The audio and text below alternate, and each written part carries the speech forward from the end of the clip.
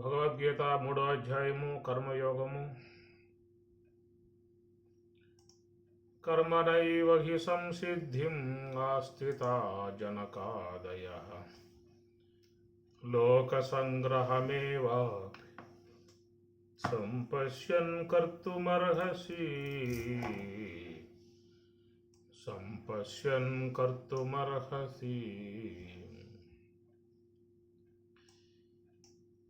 కర్మణా ఏవ హి సంసిద్ధిం ఆస్థితాః జనకాదయః.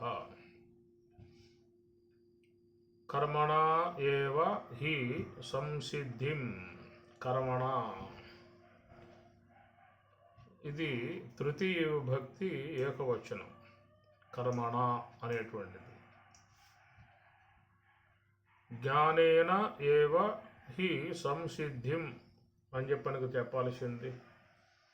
జ్ఞానముతోనే సిద్ధి ఏర్పడుతుంది అనేటువంటి విషయం చెప్పాల్సి వచ్చినప్పుడు జ్ఞానేన ఏవ హి సంసిద్ధిం అని చెప్పనాలి.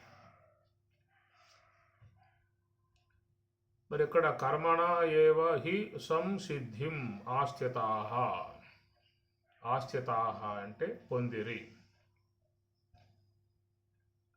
కాబట్టి సిద్ధి అనేటువంటిది బ్రాహ్మీ సంబంధమై ఉన్నటువంటి అనుభవం. ఇది కర్మ ద్వారా ఏర్పడుతుందా, జ్ఞానం ద్వారా ఏర్పడుతుందా అనేటువంటిది ఇక్కడ అంశం. జ్ఞానాదేవతు కైవల్యం, జ్ఞానాతేవతు కైవల్యం. జ్ఞానము చేతనే కైవల్యము అని చెప్పినట్టు ఉన్నారు. ఇక్కడ కర్మణ ఏవగి సంసిద్ధిం, కర్మ చేతనే సిద్ధి లభిస్తుంది అని చెప్పనన్నారు. జ్ఞానాతేవ, జ్ఞానము చేత అని చెప్పినట్లయితే జ్ఞానాత్ జ్ఞానం వలన సంసిద్ధిం అన్నట్లయితే ఇక్కడ పరోక్ష జ్ఞానమా అపరోక్ష జ్ఞానమా అనేది కూడా ఒక విచారణాంశం. లోకంలో చాలామంది ఈనాడు మనకి సమాజంలో ఆధ్యాత్మికంగా ఉన్నటువంటి వారు జ్ఞానముతోనే మోక్షము అని చెప్పి అంటూ ఉన్నారు. ముఖ్యంగా అద్వైత సిద్ధాంతములో జ్ఞానము అనేటువంటి దాని ద్వారానే మోక్షము అని చెప్పని. ఇక్కడ కర్మణ ఏవగి సంసిద్ధిం ఆస్థితాః. కాబట్టి దీన్ని గమనించాల్సిన ఆవశ్యకత ఉన్నది. కనుక మోక్షహేతు జ్ఞానమా కర్మ అనేటువంటిది. ఇక్కడ కర్మ అనేటువంటి విషయం వచ్చినప్పుడు కర్మయోగం అనే అంశం తీసుకోవాల్సి ఉంటుంది.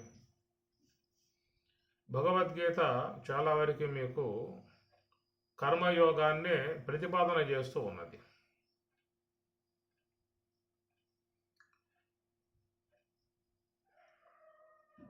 ఈ మోక్షము అనేటువంటి విషయాన్ని గురించి ప్రస్తావిస్తూ 6వ అధ్యాయంలో అసంయతాత్మనా యోగ దుష్ప్రాప ఇతి మే మతి అని చెప్పనన్నారు.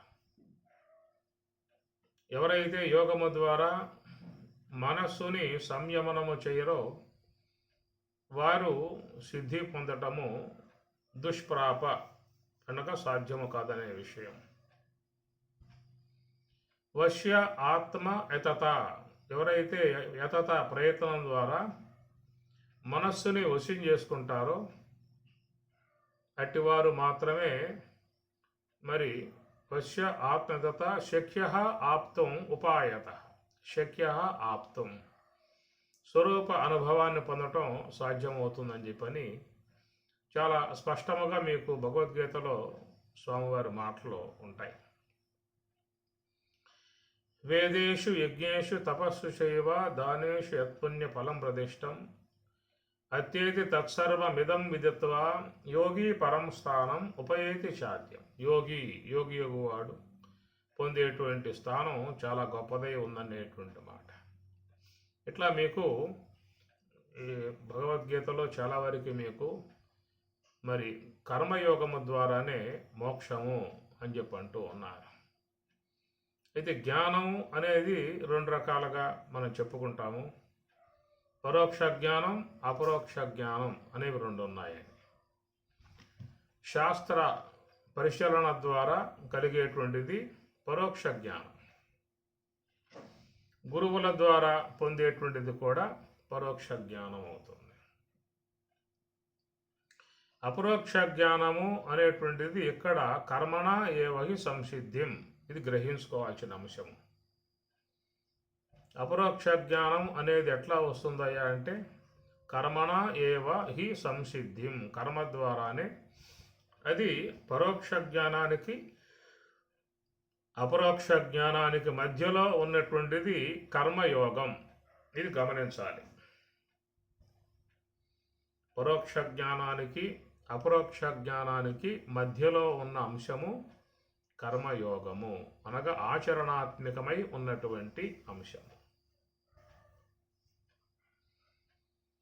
అందువల్ల మనం చూసినట్లయితే పురాణాలలో కానీ అన్నింటిలో కూడా మహాత్ములు ఎక్కువగా ధ్యాన మార్గంలో ప్రయాణం చేసినట్లు కనబడతారు. అందరూ యోగులే. మన పురాణాల్లో పోతే కనబడే వాళ్ళందరూ కూడా యోగం శరిస్తారు, తపస్సు అంటారు. బహవహ జ్ఞాన తపస, బహవహ అనేక మంది జ్ఞాన తపస్సు ద్వారా సంసిద్ధిం అని చెప్పని అన్నారు. కాబట్టి ఈ ప్రకారంగా శాస్త్రం ఎంతవరకు అని చెప్పనంటే ఒక అవగాహన అనేటువంటిది ఇచ్చి వెనక్కి వెళ్ళిపోతుంది, అక్కడ ఆగిపోతుంది. కాబట్టి గురువు కానీ శాస్త్రం కానీ ఇవన్నీ కూడా ఒక దశలో వాళ్ళు రెండు ఆగిపోతాయి కొంతవరకే తప్ప, ఆ తర్వాత ఆగిపోవటమే. ఆ తర్వాత దాన్ని బ్రహ్మోపదేశము అని, గురువు ద్వారా బ్రహ్మోపదేశాన్ని పొందినప్పుడు అక్కడి నుంచి ఇక సాధన అనేది కొనసాగింపబడుతుంది. అక్కడ వచ్చినటువంటి అంశాలే మీకు భగవద్గీత 6వ అధ్యాయం సుషౌ దేశే ప్రతిష్టాప్య స్థిరం ఆసనం ఆత్మన నాత్యుచ్ఛృతం నాతి నీచం శైలాజన కుశోత్తరం తత్రైకాగ్రం మనఃకృత్వ. ఇదంతా కూడా మీకు జ్ఞానం అనేది ముగిసిన తర్వాత అక్కడి నుంచి ప్రయత్నం అనేటువంటిది ఆరంభమవుతుంది. ప్రయత్నాత్ యతమానహతు యోగి సంశుద్ధ కిల్బిష. ప్రయత్నాత్ అన్నాడు, ప్రయత్నం ద్వారానే. ప్రయత్నాత్ యతమానహతు యోగి సంశుద్ధ కిల్బిష. ప్రయత్నం ద్వారా సమస్త కల్మషాలన్నీ కూడా తొలగింపబడతాయి అని చెప్పిన అన్నారు. కాబట్టి ఈ ప్రకారంగా మనం గమనించినట్లయితే ఇప్పుడు చెప్పుకున్నట్లుగా పరోక్ష జ్ఞానం, రెండవది అపరోక్ష జ్ఞానం, రెండింటి మధ్యలో సాగేటువంటిది ఈ కర్మయోగ మార్గము. అది కాబట్టి పంచీకరణ అని, స్థూల పంచీకరణ, సూక్ష్మ పంచీకరణ, పంచకోశ వివేకము, బ్రహ్మాండ విచారము, ఏకస్థాన నిరూపణ, ఈ ప్రకారంగా అనేక అంశాలను అధ్యయనం చేయటం అనేది జరుగుతుంది. దాని ద్వారా ఆత్మ అనాత్మ అనేటువంటి యొక్క విషయం మనకి తెలియబడుతుంది, అవగాహన అవుతుంది. అప్పుడు తెలియజేయటం వరకే శాస్త్రం, అనుభవాన్ని పొందింపజేసేది శాస్త్రం కాదు. పలానా పదార్థం చేయాలంటే ఈ పదార్థాలు కావాలి అనే విధానంగా శాస్త్రంలో మీకు ఉంటాయి. పాయసం తయారు చేయాలంటే, చక్కెర పాయసం తయారు చేయాలంటే దానికి ఏవేవి కావాలో, ఎట్లా చేయాలో, ఏ విధంగా చేస్తే పాయసం తయారవుతుందో అనేటువంటి దాని వరకే మీకు శాస్త్రం అందిస్తుంది. కానీ ఆ శాస్త్రం మీకు వండి వాడ్చి మీకు రుచి చూపించే విధానం ఉండదు. కాబట్టి ఏదైనా ఒక అవగాహన అనేది పొందాలంటే శాస్త్రం ద్వారా, తెలిసిన వాళ్ళ ద్వారా పొందాల్సి ఉంటుంది. కాబట్టి ప్రకారముగా ఎప్పుడైతే ఆ విషయాన్ని మనం అవగాహన చేసుకున్నామో ఆ తర్వాత దాన్ని కూడా పక్కన పెట్టేసి ఇక సాధనా మార్గంలోకి అడుగు పెట్టాల్సి ఉంటుంది. దీన్నే బ్రహ్మోపదేశము అన్నారు. ఇక్కడి నుంచి మీకు మహావాక్యాలు ఆరంభమవుతాయి. ఇంతవరకు మీకు అవాంతర వాక్యాలే నడిచాయి. పరోక్ష జ్ఞానం అనేటువంటి దాని వరకు మీకు పరోక్ష జ్ఞానం అనేటువంటి దాని విషయంలో అవాంతర వాక్యములు అనేటువంటివి ప్రయాణం చేస్తాయి.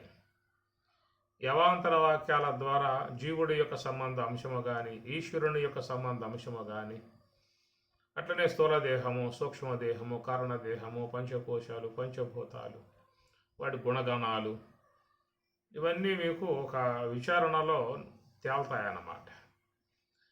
ఈ ప్రకారంగా వచ్చేదాన్ని పరోక్ష జ్ఞానము అని చెప్పని అంటారు.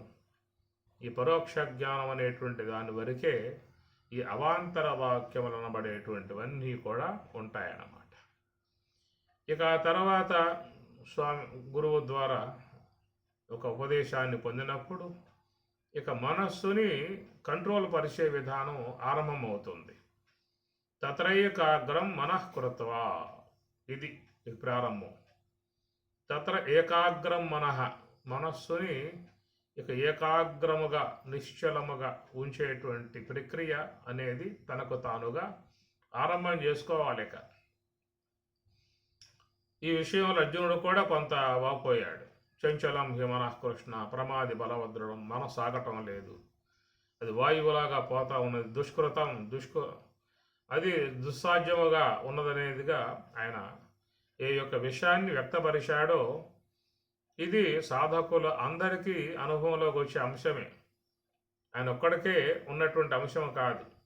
ఇది అందరూ ఎవరైతే యోగ మార్గంలో అడుగు పెడతారో అందరికీ కలిగేటువంటి ఎదురయ్యేటువంటి సమస్య చంచలం హి మనఃకృష్ణ.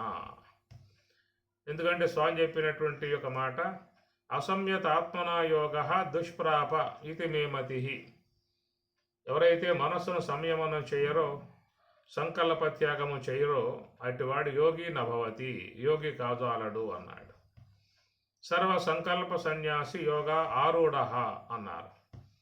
కనుక మనస్సులో ఉన్న సంకల్పాలు మొత్తం త్యాగం చేసే విధానం అది సాధకుడు చేయాల్సినటువంటి పని. ఇది గురువులు చేసి పెట్టరు, ఇంకెవరో కూడా చేసి పెట్టేది లేదు.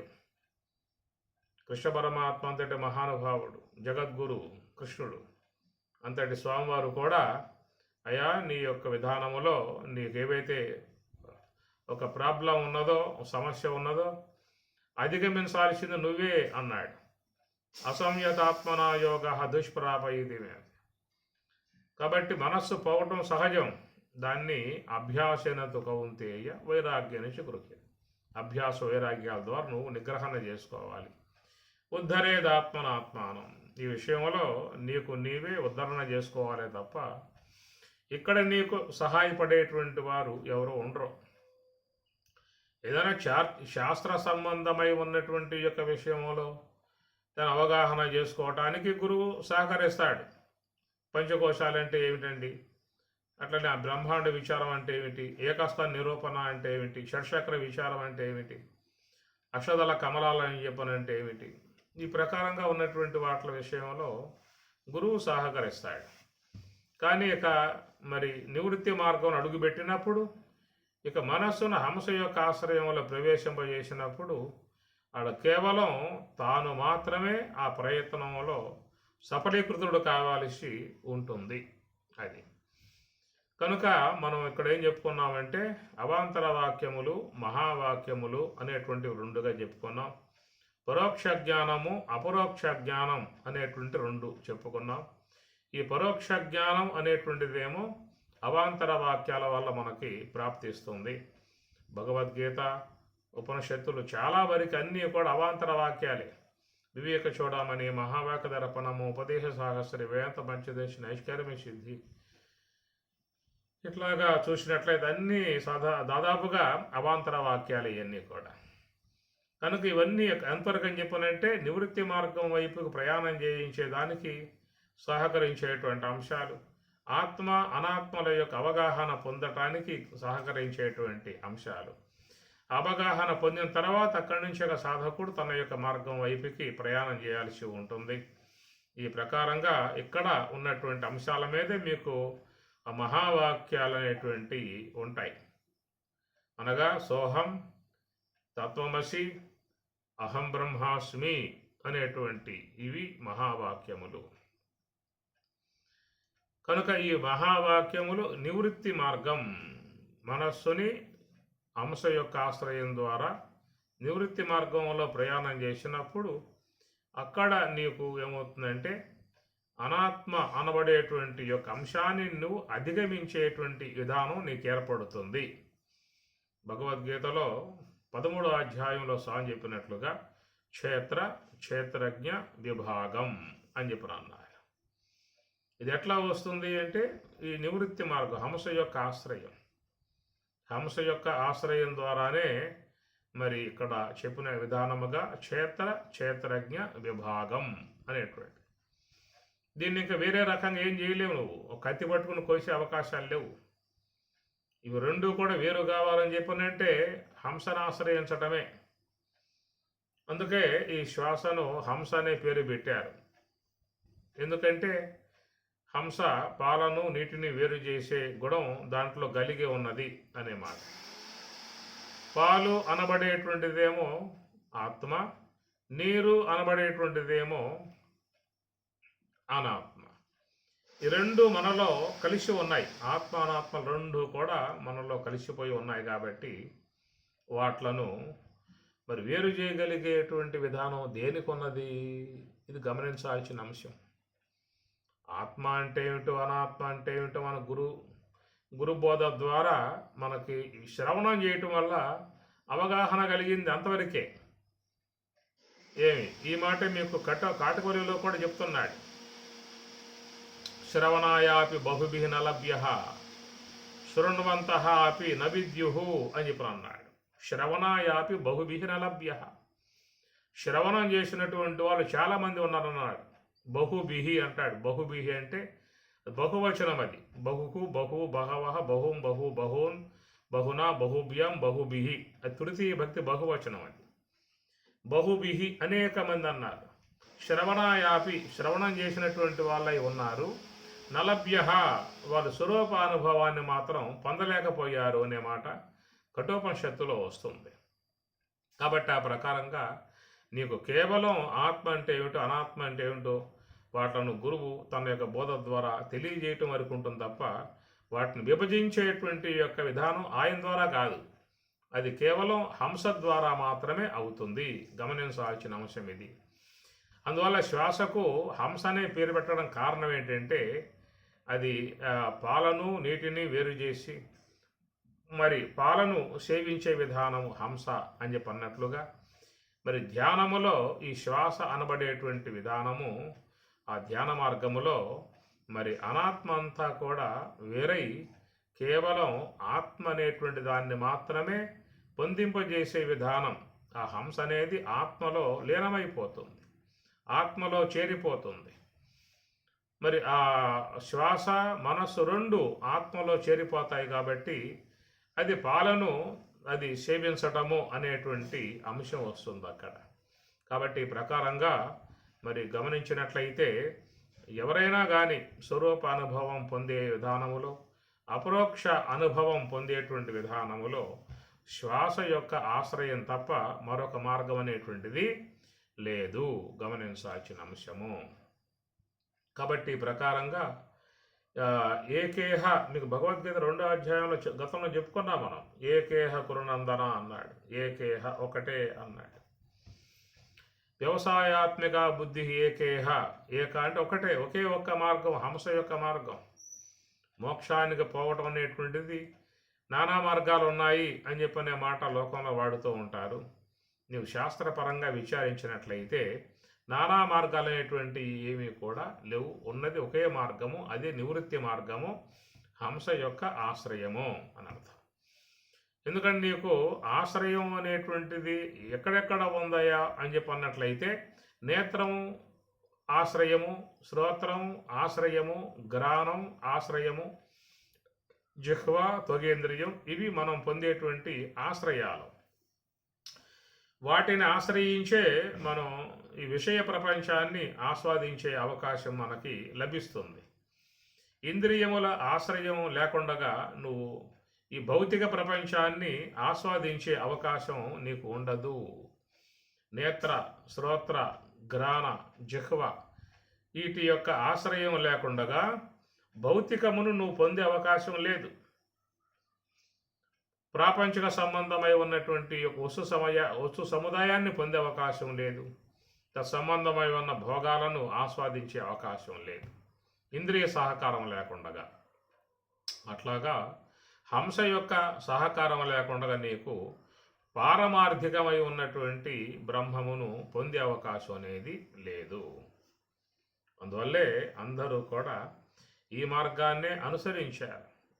వేమన కానీ, బ్రహ్మేంద్ర స్వామి వారు కానీ, రమణ భగవానులు వారి రచనలలో చూసినట్లయితే మీకు వాళ్ళు ఇదే మార్గాన్ని చెప్పినటువంటి అంశం మీకు గోచరిస్తుంది.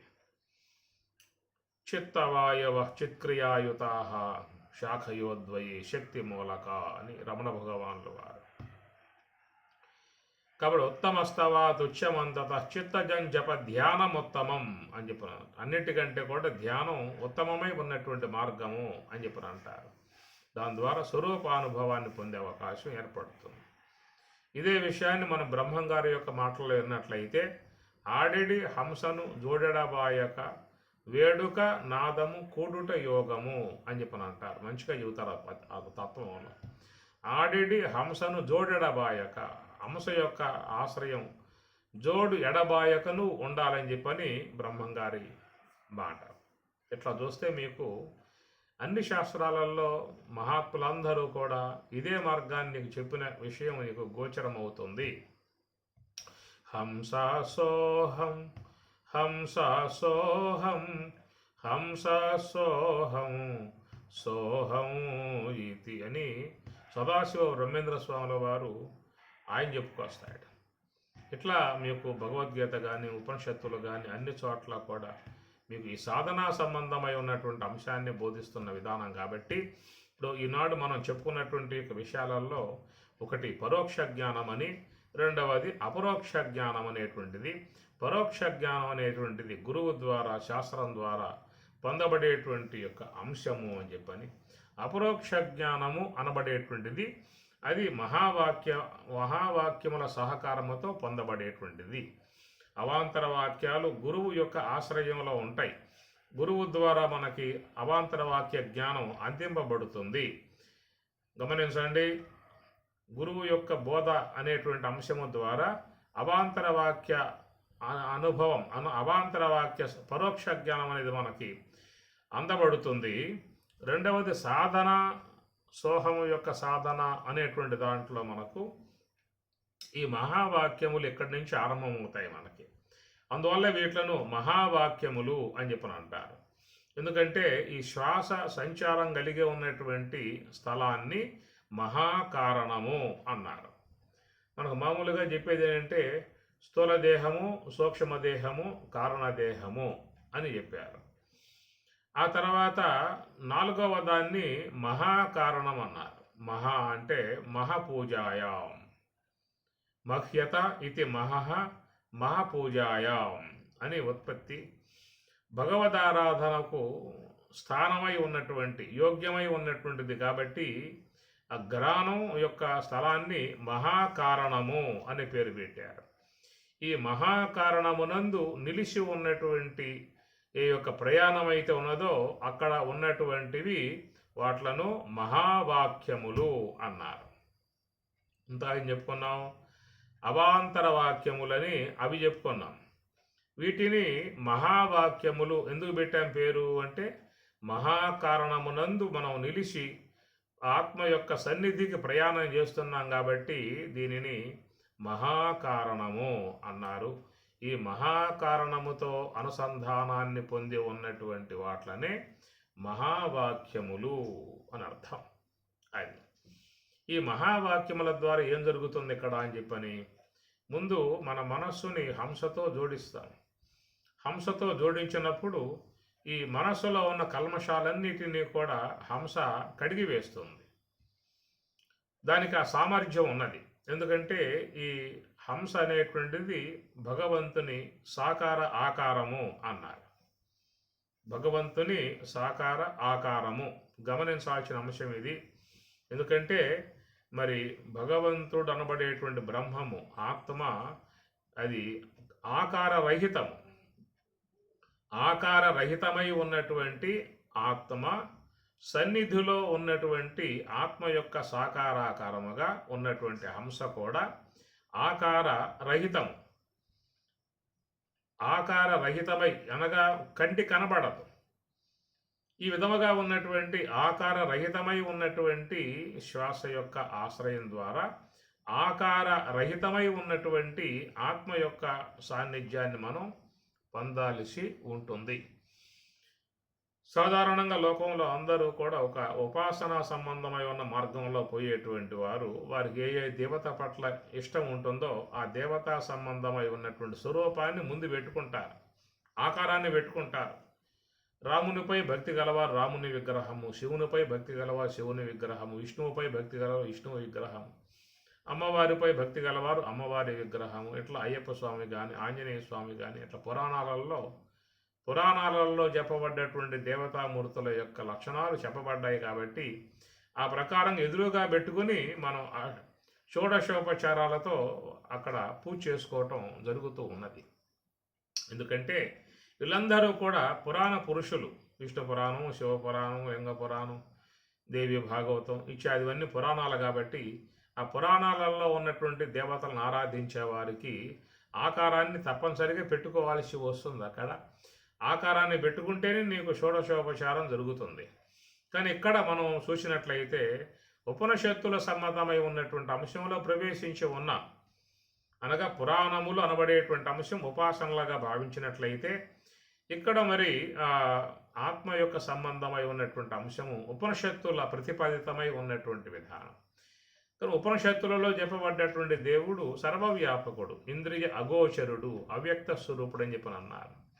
ఇంద్రియ అగోచరమై ఉన్నటువంటి ఆత్మ యొక్క స్వరూపాన్ని చేరుకోవటానికి ఇంద్రియ గోచరం కానటువంటి మరి హంస కూడా అది నేత్రేంద్రియానికి విషయం కాదు, అది ఆకార రహితము అన్నారు. ఆకార రహితమై ఉన్నటువంటి హంస యొక్క ఆశ్రయం ద్వారానే ఆకార రహితమై ఉన్నటువంటి ఆత్మను చేరుకోవలసి ఉంటుంది. దీన్ని ఆశ్రయించిన విధానము సోహం అన్నారు.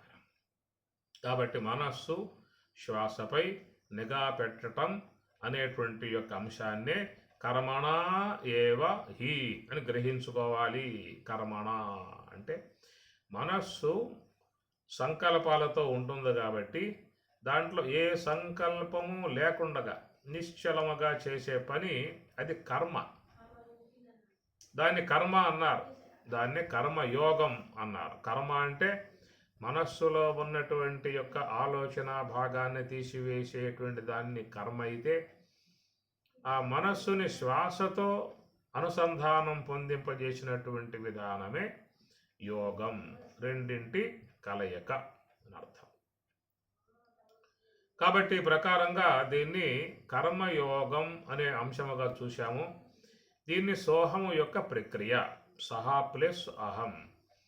ఈ ప్రకారంగా చేసినప్పుడు దీంట్లో జరిగేటువంటి పరిణామం ఏంటంటే మనస్సులో ఉన్నటువంటి ఏ దోషాలైతే ఉన్నాయో అవన్నీ కూడా ఇక్కడ కడగబడుతున్నాయి. అందుకే పరమాత్మ చెప్పిన మాట ఏమి లభంతే బ్రహ్మ నిర్వాణం ఋషయ క్షీణ కల్మషాహ అన్నాడు. కాబట్టి మనస్సులో ఉన్నటువంటి కల్మషములను కడిగి వేసుకునే పరిస్థితి హంస యొక్క విధానం. ఎప్పుడైతే కల్మషములు కడగబడ్డాయో అప్పుడేమవుతుందని చెప్పని మలిన సాత్వికం అనేటువంటిది అంతరిస్తుంది, శుద్ధ సాత్వికం అనేటువంటిది ఆవిర్భావం అవుతుంది. మలిన సాత్వికం అంతరించినప్పుడు శుద్ధ సాత్వికం అనేది ఏర్పడ్డప్పుడు మరి ఈ జీవుడు ఎవరైతే ఉన్నాడో అతడు ఈ మలిన సాత్వికంతో చేరే జీవత్వాన్ని పొందటం జరిగింది. ఎప్పుడు మలిన సాత్వికం అనేటువంటిది అంతరిస్తుందో శుద్ధ సాత్వికం ఏర్పడ్డప్పుడు అక్కడ ఈశ్వరుడు అనేది నెలకొల్పబడుతుంది, ఈశ్వరత్వం ఏర్పడుతుంది. అనగా జీవత్వం తొలగిపోయి ఈశ్వరత్వం అనేటువంటిది అక్కడ ప్రాప్తిస్తుంది. కనుక అది తత్వమసి, తత్వం అసి అయి ఉన్నావు అనేటువంటిది అది మహావాక్యము. అనగా ఆ జీవుడే ఈశ్వరుడు అయి ఉన్నాడనేటువంటిది మహావాక్యం అది. కాబట్టి గమనించండి, ఈ మహాకారణమునందు చేస్తున్నటువంటి ప్రయాణములో వచ్చేటువంటి యొక్క మంత్రభాగాలని మహావాక్యములు అని చెప్పని అంటారు. కాబట్టి గమనించాల్సిన అంశం అవాంతర వాక్యాలకు ఉన్నటువంటి ఏం చెప్పుకున్నాం, అది కేవలం పరోక్ష విధానం, గురువు ద్వారా వచ్చే అంశాలు అన్నమాట. ఇక్కడ హంస యొక్క ఆశ్రయం ద్వారా కలిగేటువంటిది మహాకారణమునందు ఉన్నాం కాబట్టి మనకి ఈ మహావాక్య సంబంధమై ఉన్న అనుభవాలు మనకి ఏర్పడతాయి. దీని ద్వారా ఏమవుతుందని చెప్పనంటే ఈ జీవుడు తన జీవత్వము నుండి బయటపడతాడు. జీవత్వము నుండి బయటపడటము అని చెప్పనంటే మలిన సాత్వికముతో ఉన్నంత వరకు జీవత్వం ఉంటుంది. మలిన సాత్వికం అంతరించిందా, శుద్ధ సాత్వికం ఏర్పడిందా, అక్కడ శుద్ధ సాత్వికాన్ని బట్టి ఈశ్వరుడు అంటారు. కనుక శుద్ధోపాధి ఈశ్వరుడు, మలినోపాధి జీవుడు. ఈ మలిన సంబంధమై ఉన్నటువంటి వాట్లను ఎట్లా తొలగింపజేసుకోవాలనే మాటగా చూసినట్లయితే అది శ్వాస యొక్క ఆశ్రయం ద్వారానే, హంస యొక్క ఆశ్రయం ద్వారానే సాధ్యమవుతుంది. ఈ హంసనే సాకారమూర్తిగా, సాకార భగవంతుడుగా చెప్పారు. గమాగమస్తం గమనాది శూన్యం చిద్రూపదీపం తిమిరాపహారం యస్యామిదం సర్వజనాంతరస్థం నమామి హంస పరమాత్మరూప అని చెప్పిన అన్నారు. నమామి హంస పరమాత్మరూప. కాబట్టి ఈ హంస అనేటువంటి దాన్ని పరమాత్మ రూపముగా చెప్పారు. గమ ఆగమనం, గమ అంటే రావటము, ఆగమనం అంటే పోవటం. ఈ బయటికి లోనికి వచ్చేటువంటి యొక్క ఏ శ్వాస అయితే ఉన్నదో అది గమాగమస్థం గమనాది శూన్యం. ఎప్పుడైతే శ్వాస అనేది పూర్తిగా ధ్యానములో ఆగిపోవటం జరుగుతుందో ఆ ఆగినప్పుడు ఏమవుతుందని చెప్పని అది పరమాత్మ రూపం, అనగా నిరాకారమై ఉన్నటువంటి పరమాత్మలో నిరాకారమై ఉన్నటువంటి ఈ హంస చేరిపోవటం జరుగుతుంది. కనుక సాకారమై ఉన్నటువంటి బ్రహ్మ హంస, నిరాకారమై ఉన్నటువంటి బ్రహ్మ శుద్ధ బ్రహ్మము దాంట్లో చేరిపోవటం జరుగుతుంది. కాబట్టి ఈ ప్రకారంగా మనకు చెప్పినటువంటి యొక్క మాట మరి గమాగమస్థం గమనాది శూన్యం చిద్రూపదీపం. చిద్రూపం అంటే స్వప్రకాశమై ఉన్నటువంటి విధానము. కాబట్టి స్వప్రకాశమై ఉన్నటువంటి విధానములో స్వరూప అనుభవాన్ని పొందే విధానం ఏర్పడుతుంది. కాబట్టి ముందుగా మనలో ఉన్నటువంటి మలిన సాత్వికమును తొలగింపజేసుకున్నప్పుడే శుద్ధ సాత్వికం రావటం లాంటిది జరుగుతుంది. ఎందుకంటే లోకములో భౌతికముగా ఉన్నటువంటి వాటి యొక్క సంబంధమై ఉన్న మాలిన్యాలు తొలగింపజేసుకోవాలంటే అనేక మార్గాలు ఉన్నాయి. వస్త్రములో ఉన్నటువంటి మాలిన్యాలను జలం ద్వారా పోగొట్టుకోవటం జరుగుతుంది. లోహములో ఉన్నటువంటి మాలిన్యాలను అగ్ని ద్వారా తొలగింపజేసుకోవటం జరుగుతుంది. కానీ మనస్సులో అంతఃకరణములో చేరి ఉన్న మాలిన్యాలు తొలగింపజేసుకోవాలంటే అదొక్క హంస శ్వాస యొక్క ఆశ్రయం ద్వారానే తొలగింపజేసుకోవాల్సిన ఆవశ్యకత ఉంటుంది. కాబట్టి ఇది మహాత్ములందరూ కూడా ఈ మార్గాన్ని వాళ్ళు అవలంబించడం జరిగింది. దీని ద్వారా ఏమవుతుందని చెప్పని ఇక్కడ మరి మలిన సాత్వికము అంతరించినప్పుడు శుద్ధ సాత్వికం అనేది ఏర్పడుతుంది. కనుక మరి మలిన సాత్వికం పోవటం వల్ల జీవత్వం తొలగిపోవటము, శుద్ధ సాత్వికం ఏర్పడటం వల్ల ఈశ్వరత్వం కలగటము, అందువల్ల ఈ జీవుడు ఈశ్వరునిలో చేరిపోయాడు అనేటువంటి మాట. లోకంలో చాలామంది పదాలు వాడుతూ ఉంటారు, కానీ దానికి సంబంధమై ఉన్నటువంటి వివరణ మాత్రం వాళ్ళకి తెలియదు. ఎందుకంటే ఈ మలిన సాత్వికం పోయినప్పుడు జీవుడనే మాట పోతుంది, శుద్ధ సాత్వికం అనేది ఏర్పడినప్పుడు ఈశ్వరుడు అనేటువంటి అంశం ఏర్పడుతుంది. కాబట్టి ఈ జీవుడు ఈశ్వరునిలో లీనమయ్యాడు. దీనినే మనకు మహావాక్యములో తత్వమసి, తత్ అనగా ఈశ్వరుడు, త్వం అనగా ఈ జీవుడు, అసి అవటము అని అర్థం. ఇది కేవలం ఒక మహాకారణములో ప్రయాణం చేసే వాళ్లకు మాత్రమే ఈ మహావాక్యముల సంబంధమై ఉన్న అనుభవం కలిగే విధానం అనేది ఉంటుంది. ఈ ప్రకారముగా మరి ఈశ్వరత్వాన్ని పొందినప్పుడు అక్కడ మరి చక్కగా బ్రహ్మము యొక్క ఆనందాన్ని పరిపూర్తిగా ఆస్వాదించేటువంటి స్థాయికి వచ్చేస్తాడు.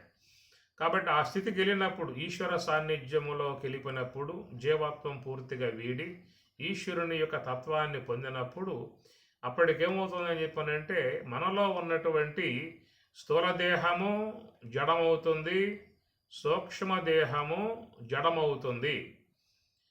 గోళకాత్మికమై ఉన్నటువంటి స్థూలదేహము జడమవుతుంది, ఇంద్రియాత్మికమై ఉన్నటువంటి సూక్ష్మదేహము జడమవుతుంది.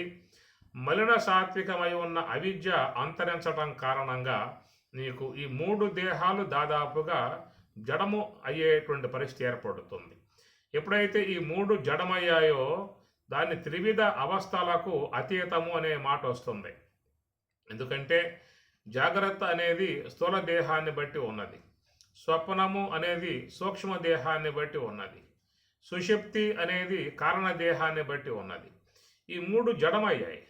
అయినప్పుడు అక్కడ 3 అవస్థలు లేవేక. దాన్ని అవస్థాత్రయ అతీతం అని అన్నాడు శంకరాచార్యుల వారు. అవస్థాత్రయ అతీతం అద్వైతం ఏకం పరం బ్రహ్మ నిత్యం తదేవాహమస్మి. ఆ ప్రకారముగా అతడు మరి మలిన సాత్వికములు వీడి జీవత్వాన్ని వీడి ఈశ్వరత్వాన్ని పొందినప్పుడు అంటే ఆ ఈశ్వరుడు మరి బ్రహ్మము యొక్క స్వరూప అనుభవాన్ని పొందటం చాలా సులభముగా ఉన్నటువంటి అంశం అది. ఎందుకంటే మలిన సాత్వికం తొలగింపజేసుకోవటం కష్టం, కానీ శుద్ధ సాత్వికం తొలగింపజేసుకోవటం కష్టం కాదు. అందువల్ల చాలా సులువుగా వాళ్ళు ఆ శుద్ధ సాత్వికమును కూడా దాటి అనగా మహాకారణమును కూడా దాటి వారు బ్రహ్మములో చేరిపోతున్నారు. ఆ బ్రహ్మములో చేరిపోయిన విధానమే అహం బ్రహ్మాస్మి అని అర్థం. దాని మహావాక్యం అన్నారు. అహం నేను బ్రహ్మమును, అస్మి అయి ఉన్నాననేటువంటిది అది మహావాక్యం అది. కాబట్టి ప్రకారముగా ఈశ్వరానుగ్రహము లేకుండగా నువ్వు బ్రహ్మములో చేరిపోయే అవకాశం లేదు. ఇదే మాట పరమాత్మ గీతలో చెబుతారు. మామేవయే ప్రపద్యంతే మాయాం ఏతాం తరంతితే. మాం ఏవ ఈశ్వరుడకు నన్ను ఆశ్రయించినటువంటి వారే ఆ మాయను కూడా దాటి మరి శుద్ధ బ్రహ్మములో వాళ్ళు చేరిపోతున్నారు అన్నారు.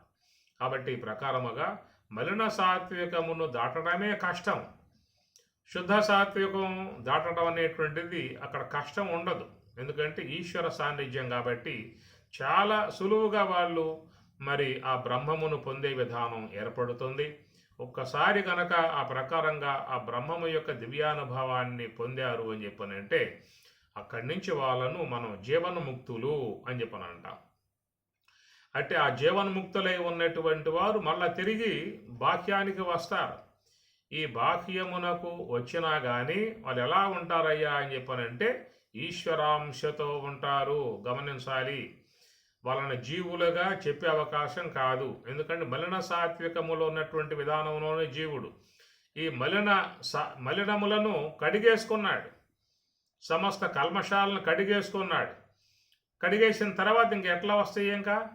అందువల్ల వాళ్ళు శుద్ధ బ్రహ్మమును పొంది తిరిగి మరలా వ్యవహారములోకి వచ్చారు అంటే వారిని మనం ఈశ్వరులుగా భావించుకోవాలి. ఈశ్వరుని యొక్క తత్వములో ఉంటారు వాళ్ళు, శుద్ధ సాత్వికములో ఉంటారు వారు. కాబట్టి నడిచే దేవుళ్ళుగా మనం వాళ్ళని కొనియాడుతూ ఉంటాం కనుక ఈశ్వరాంశతో ఉంటారు. అయితే ఇక్కడ సందేహం ఏంటంటే శుద్ధ బ్రహ్మమును పొందారు కదా, శుద్ధ బ్రహ్మమును పొంది మళ్ళా ఎందుకు బయటకు రావాల్సి వస్తుందో వాళ్ళు అక్కడే ఉండిపోవచ్చు కదా అనేటువంటి మాట కూడా మనం భావించుకోవచ్చు. కానీ ఏంటంటే ఇక్కడ ఈ జ్ఞానము ద్వారా లోన ఉన్నటువంటి సంచిత కర్మ అనేది అంతరింపబడుతుంది. సంచిత కర్మ, ఆగామి కర్మ ఈ రెండు కూడా జ్ఞానం ద్వారా దగ్ధం చేయబడతాయి అని చెప్పి అన్నారు. కానీ ప్రారబ్ధం అనేది మాత్రం శేషించి ఉంటుంది. ఈ మాట మీకు శంకరాచార్యుల వారే బోధించారు. భూతం భావిష దుష్కృతం ప్రదహత సంవిన్మయే పావకే ప్రారబ్ధాయ సమర్పితం స్వవపుః ఇత్యేషా మనీషా మమ. భూతం భావిష దుష్కృతం. భూతం భావిష అంటే భూతం గత జన్మలలో చేసినటువంటి తత్సంబంధమై ఉన్న దోషాలు భూతం. భావిచ అంటే రాబోయే కాలంలో వచ్చేటువంటి యొక్క ఆగామి సంబంధమై ఉన్న కర్మ అన్నమాట. ఈ రెండుటి విషయం చెబుతూ భూతం భావిచ దుష్కృతం ప్రదహత కాల్పబడ్డాయి అన్నాడు. అయితే ప్రారబ్ధం యొక్క విషయం వచ్చినప్పుడు ప్రారబ్ధాయ సమర్పితం స్వవపుః ఇత్యేషా మనీషా మమ.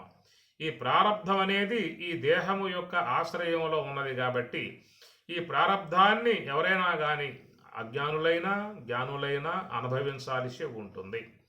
అందువల్ల యోగ సమాధిని పొందినటువంటి బ్రహ్మవేత్తలు కూడా వాళ్ళు బయటికి రావాల్సినటువంటి ఆవశ్యకత ఉన్నది. ఎందుకంటే ప్రారబ్ధం అనేటువంటిది ఉంది కాబట్టి తిరిగి మరలా వాళ్ళు ఈ విశ్వంలోకి వస్తారు. ఒకవేళ వాళ్ళు విశ్వంలోకి వచ్చినప్పటికీ కూడా వాళ్ళు ఎట్లా ఉంటారయ్యా అని చెప్పనంటే ఈశ్వర తత్వంతో ఉంటారు. గమనించాలి. ఎందుకంటే ఈ జీవుడు అనేటువంటి యొక్క అంశం అంతరించింది. ఇక ఉంటే వాళ్ళల్లో శుద్ధ బ్రహ్మము యొక్క స్థితి, వ్యవహారానికి వస్తే ఈశ్వర స్థితి. కాబట్టి ఆ ఈశ్వర స్వరూపులై వారు మనకి చక్కటి జ్ఞానాన్ని అందిస్తారు, గ్రంథ రచనలు చేస్తారు, ఉపదేశాలు చేస్తారు. ఇవన్నీ కూడా వస్తున్నాయి అని చెప్పనంటే అటు ఆ ఈశ్వరుడే బోధించేటువంటి విధానము. జగతి నారారు తత్వములకు అవ్వలనున్న తత్వంబు ఎవ్వడెరుగు, శివుడు గురు రూపమున వచ్చి చెప్పకున్నా నవ్యతర భోగి శ్రీ సదానందయోగి. జగతి నారారు తత్వములకు అవ్వలనున్న తత్వంబు ఎవ్వడెరుగు, శివుడు గురు రూపమున అనే మాట ఏంటంటే ఆ మహాకారణ స్థానములో ఉన్నటువంటి ఈశ్వరుడు వాళ్ళలో శేషించి ఉంటాడు. కాబట్టి వారి ద్వారా వచ్చేటువంటి ఆ వాక్యాలన్నీ కూడా ఈశ్వరుని యొక్క వాక్యములు. గమనించాలి. అందువల్ల వేదాన్ని ఈశ్వర ప్రోక్తము అన్నారు, అపౌరుషేయము అన్నారు. సామాన్య మానవులు చెప్పింది కాదు, దాన్ని ఈశ్వర ప్రోక్తము అన్నారు. ఎందుకంటే మరి ఆ మూడవ సోపానాన్ని పొందినప్పుడు అహం బ్రహ్మాస్మి అనేటువంటి మహావాక్యం యొక్క సంబంధ మూడవ సోపానాన్ని పొందినప్పుడు ఆ తర్వాత బ్రహ్మము నుండి వాళ్ళు బయటికి వచ్చినప్పుడు శుద్ధ సాత్వికంతో ఉంటారు కాబట్టి ఈశ్వరులుగా ఉంటారు కాబట్టి అటు ఆ ఈశ్వరాంశ నుంచి నీకు ఈ వేదవాక్యాలన్నీ కూడా వెలువడ్డాయి. అందువల్ల దీన్ని ఈశ్వర ప్రోక్తము అని చెప్పని అంటారు. కాబట్టి గమనించాలి ఈ విషయం. ఆ ప్రకారంగా వాళ్ళు మరి ఈశ్వరాంశతో ఉండి లోక సంచారం చేస్తారు. ప్రారబ్ధం అనేది ఉన్నంతకాలం వాళ్ళు జీవన్ముక్తులుగా ఉండి ప్రారబ్ధం అయిపోయిన తర్వాత విదేహముక్తులై బ్రహ్మములో చేరిపోతారు. ఇదే మీకు 2వ అధ్యాయం చివరిలో వచ్చే శ్లోకం. ఏషా బ్రాహ్మీ స్థితి పార్థ నైనాం ప్రాప్తి విముహ్యతి స్థిత్వాస్యాం అంతకాలేపి బ్రహ్మ నిర్వాణ మృచ్యతి అన్నారు.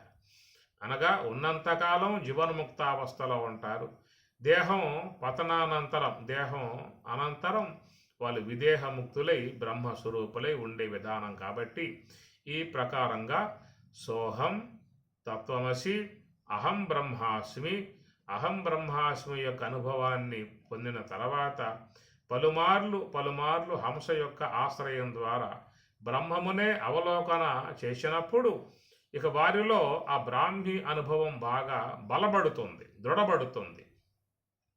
ఆ దృఢపడ్డ విధానం నుంచి వాళ్ళ యొక్క వ్యవహారంలో ఉన్నా కానీ వాళ్ళకి ఆ బ్రహ్మము యొక్క సంబంధ భావనే ఉంటుంది. కాబట్టి దాన్ని మహావాక్యముగా మహాత్ములు చెప్పినది సర్వం కల్విదం బ్రహ్మ అన్నారు. కనుక వాళ్ళు అంతటా కూడా బ్రహ్మమునే దర్శించే విధానం.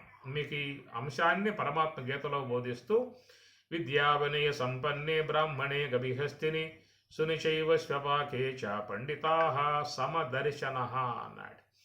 అనగా మరి బ్రాహ్మణుని యందు, గోవు యందు, శునకమునందు, మరి అనేక జీవుల యందు సమదర్శన అన్నారు. గమనించాలి ఈ విషయాలన్నీ కూడా. సమ అనే పదము బ్రహ్మము, గుర్తించండి. నిర్దోషం హి సమం బ్రహ్మ 6వ అధ్యాయం. కాబట్టి సమ అనే పదము బ్రహ్మమునకే వర్తింపబడుతుంది. సమదర్శన అంటే బ్రహ్మమును దర్శిస్తూ ఉన్నాడు. ఎక్కడ అంటే మరి బ్రాహ్మణుడు యందు, గోవు యందు, ఏనుగ యందు, శునకమునందు అనగా అంటే అర్థం ఏమిటి? సకల జీవులలో ఉన్నటువంటిది ఆ చేతనమే. కాబట్టి ఉపాధులు ఆయన చూస్తూ లేదు, ఉపహిత చేతనాన్ని చూస్తూ ఉన్నాడు. దీనినే సర్వం కల్విదం బ్రహ్మ అని చెప్పనంటారు. ఇలాంటి ఈ మహావాక్య స్థాయికి వాళ్ళు అట్లాగా చేరుకోవటం అనేటువంటిది జరుగుతుంది. ఈ రోజున మీకు ఉన్నటువంటి అంశం చాలా గొప్పది. దీంట్లో మనం చెప్పుకున్నటువంటి అంశం ఏంటంటే కర్మణ ఏవహి సంసిద్ధిం ఆస్థితాః జనకాదయః అన్నాడు. కాబట్టి కర్మణ ఏవ హి, కర్మణ ఏవ ఒక్క కర్మయోగము చేతనే అని అర్థం. కర్మణ అంటే కర్మ చేత అని అర్థం వస్తుంది. కర్మణ ఏవ అంటే కర్మయోగము చేతనే అని అర్థం గ్రహించుకోవాలి. సంసిద్ధిం, సం బాగుగా, సిద్ధి లభిస్తుంది. ఏమిటా సిద్ధి అంటే మరి సోహము యొక్క అంశ యొక్క ఆశ్రయంలో ఉన్నప్పుడు తర్వాత ఏర్పడేటువంటి యొక్క తత్వమసి మహావాక్య అనుభవము, అక్కడి నుంచి ఈశ్వరానుగ్రహముతో మరి అంతర్ముఖులే ప్రయాణం చేసి ఆ శుద్ధ బ్రహ్మమును పొందినప్పుడు అహం బ్రహ్మాస్మి అనేటువంటి మహావాక్య అనుభవము, ఈ విధముగా పొందినటువంటి యొక్క దానినే సంసిద్ధిం అని అర్థం. ఇలాంటి ఆ సిద్ధిని ఆశ్చితాః జనకాదయః, జనకుడు మొదలగు ఆనాటి కాలములో ఉన్నటువంటి వారందరూ కూడా. ఎందుకంటే స్థితాః ఉండుట, ఆస్థితాః అంటే సంపూర్ణముగా ఉన్న విధానము, జనకాదయః అంటే రాజర్షులు, జనకాది మొదలగు రాజర్షులు కానీ, బ్రహ్మర్షులు కానీ, దేవర్షులు కానీ అందరినీ మనం గ్రహించుకోవాలి. ఇక్కడ వీళ్ళందరూ కూడా మరి ఒక్క కర్మయోగము అనేటువంటి యొక్క మార్గము ద్వారానే మరి ఈ సిద్ధిని పొందినటువంటి యొక్క విధానం ఉందయ్యా అర్జున అని చెప్పని మనకి ఈ పై పదం ద్వారా మనకి ఈ యొక్క అంశాన్ని చెప్పటం జరుగుతున్నది.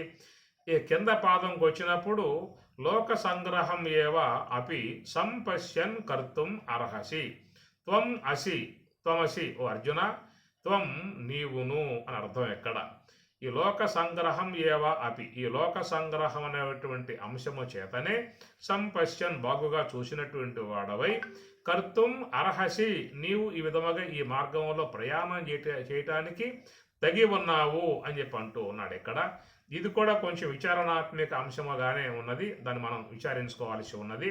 పై పాదం మాత్రం చక్కటి అంశముగా స్వామివారు చెప్పుకొచ్చారు. కర్మణ ఏవా ఒక్క కర్మయోగము చేతనే అని అర్థం. సంసిద్ధిం అనగా హంస యొక్క ఆశ్రయం ద్వారానే మరి ఆ సిద్ధి, ముందుగా మనకి శ్వాసపై నిఘా ఉండేటువంటి స్థితి రావటం కూడా ఒక రకంగా అది కూడా సిద్ధే. ఎందుకంటే చాలామంది ఆ శ్వాసపై నిఘా పెట్టలేక ఇబ్బంది పడుతున్నటువంటి పరిస్థితులు ఉన్నాయి. చాలామంది ఇబ్బంది పడుతూ ఉన్నారు. ఆ మార్గంలో ప్రయాణం చేయలేక మధ్యలోనే వదిలిపెట్టి వెళ్ళిపోయే వాళ్ళు కూడా ఉన్నారు. కనుక ఆ శ్వాస మీద నిఘా పెట్టగలిగేటువంటి యొక్క ఆ నియంత్రణ స్థితి రావటం కూడా ఒక సిద్ధే. అది ముందు రావాలి. ఇదే మాట మనకి పరమాత్మ రాముడు అంటాడు సీతారామాంజనేయంలో. ఏమంటాడంటే, చిత్తో పరమము మహత్తరమది ఎల్లవారి కబ్బదు, ఆ ఉత్తమ దశ గల్గిన విద్వత్తుడు గాఢ దుర్లభుడు అన్నాడు. చిత్తో పరమము మహత్తరమది ఎల్లవారి కబ్బదు అంటాడు. ఈ చిత్తం ఉపరమణం కావటం, మనస్సు శాంతించటం, సంకల్పాలు లేకుండా నిశ్చలం కావటం. అనగా ఈ మనస్సులో ఉన్న వృత్తులు మొత్తం 5 రకాలుగా శాస్త్రం బోధిస్తూ ఉన్నది. పతంజలి శాస్త్రంలో చెప్పుకొస్తారు. ప్రమాణ, విపర్యయ, వికల్ప, నిద్ర, స్మృతి, పంచవృత్తయ అన్నారు. ఇన్ని వృత్తులతో చేరి ఉన్నటువంటి మనస్సుని కంట్రోల్ చేయటం అని చెప్పనంటే, దాని నిగ్రహం చేయటం అని చెప్పనంటే అంత సులువైనటువంటి యొక్క మార్గం కాదు. దాన్ని చాలా ప్రయత్నం కూడా బాగా చేయాల్సి ఉంటుంది. తస్మాత్ సర్వేషు కాలేషు యోగయుక్తో భవార్జున. ఆ ప్రకారముగా సాధన చేసినటువంటి వారికి మాత్రమే ఆ మనస్సు అనేది స్వాధీనమవుతుంది. ఆ ప్రకారం మనస్సుని నిశ్చలముగా ఏ సంకల్పము లేకుండా ఉండే విధానముగా పెట్టగలిగేటువంటి యొక్క స్థాయి రావటం కూడా ఒక సిద్ధియే. పరమాత్మ అన్నమాట. యదా దీపో నివాతస్థో నేంగతే సోపమా స్మృత యోగినో యతచిత్తస్య యుంజతో యోగమాత్మనః. గాలి లేని చోట దీపం నిశ్చలముగా ఉన్నట్లు యోగి యగువాని యొక్క మనస్సు కూడా సంకల్పములు లేకుండగా, సంకల్పములే గాలి, ఈ గాలి లేకుండగా ఉన్నటువంటి ఈ మనస్సుని చెప్పే విషయంలో స్వామివారు చాలా మంచి ఎగ్జాంపుల్ ఇచ్చాడు ఇక్కడ. యదా దీపో నివాత, వాత అంటే గాలి, నివాత అంటే గాలి లేని చోట దీపం ఎట్లా ఉంటుందో, యోగిన అట్టి యోగి యొక్క విధానం కూడా సంకల్పములు లేకుండగా ఉన్నటువంటి మనస్సు అట్లా ఉంటుందన్నమాట. అది ఆ స్థితి సంపాదించుకోవటం మహత్తరము అంటాడు రాముడు. చిత్తో పరము మహత్తరమది ఎల్లవారి కబ్బదు, ఆ ఉత్తమ దశ గలిగిన విద్వత్తుడు గాఢ దుర్లభుడు. కాబట్టి మొట్టమొదటిగా మనస్సులో ఉన్నటువంటి ఈ పంచవిధములుగా ఉన్నటువంటి వృత్తులను లేకుండగా చేసే విషయంలో నీకు సిద్ధి రావాలి. సంసిద్ధిం, ఇది కర్మణా ఏవ సంసిద్ధిం, ఇది మొదటి సిద్ధి. ఆ రెండవది ఏంటంటే సమస్త మాలిన్యములు నుండి విడబడి ఈ జీవుడు ఆ జీవత్వము నుండి బయటపడి ఈశ్వర సాన్నిధ్యం, ఈశ్వరుడైపోవటము. మీరు గమనించండి, కొన్ని పురుగులు ఉంటాయి కదా, అవి ఆకుపచ్చగా ఉంటాయి పురుగులు, నేను గమనించాను. కొద్ది కాలం అయిన తర్వాత ఆ పురుగు అట్లాగే ఎండిపోయి దాంట్లో నుంచి చేతకొక చిలక వస్తుంది. అనేక రంగులతో చేరి ఉన్న, మీరు చూడండి కావాలంటే, నేను చూశాను అట్లా రావటము నా రూమ్ కాడ సుఖబ్రహ్మాశ్రమంలో ఉన్నప్పుడు. అట్లా చీల్చుకొని బయటకు వస్తుందన్నమాట.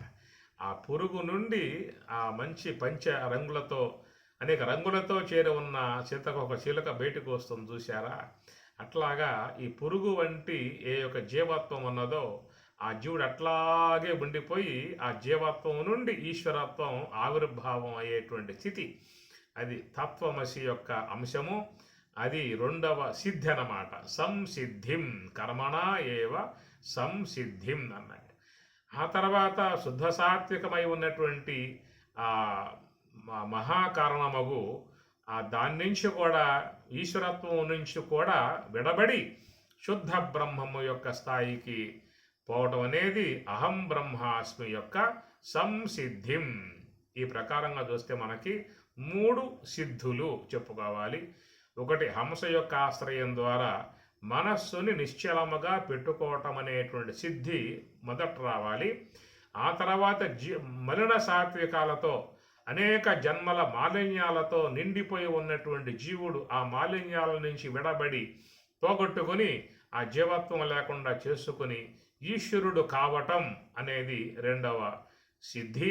అట్టి ఈశ్వరత్వము నుండి శుద్ధ సాత్వికం కూడా దాటి శుద్ధ బ్రహ్మము కావటము.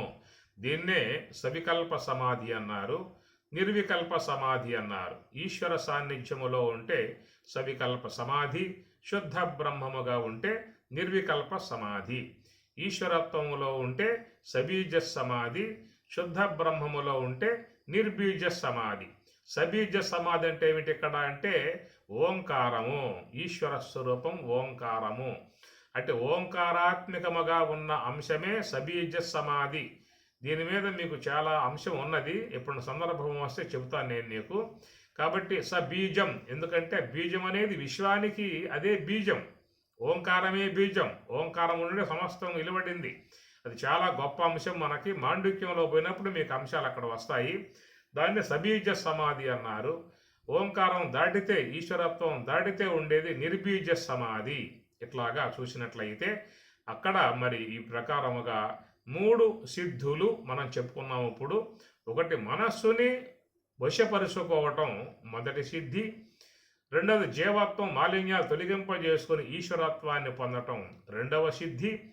అటు ఈశ్వరత్వాన్ని కూడా దాటి శుద్ధ బ్రహ్మమే తానై ఉన్న మహావాక్య విధానము అహం బ్రహ్మాస్మి కావటం మూడవ సిద్ధి.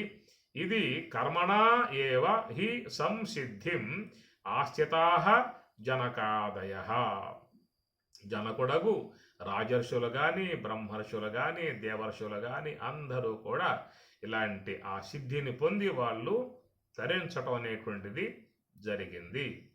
ఓం సహనా భవతు, సహనౌ భునక్తు, సహ వీర్యం కరవావహై తేజస్వినావధీతమస్తు మా విద్విషావహై. ఓం శాంతి శాంతి శాంతి. హరి ఓం తత్సతు. శ్రీ గురుభ్యో నమః. హరి